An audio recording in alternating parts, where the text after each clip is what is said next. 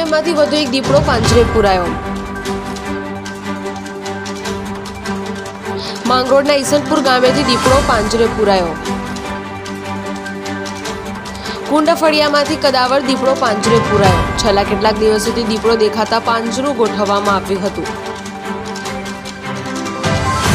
દીપડો પાંજરે પુરાતા ગ્રામજનોએ રાહતનો શ્વાસ અનુભવ્યો।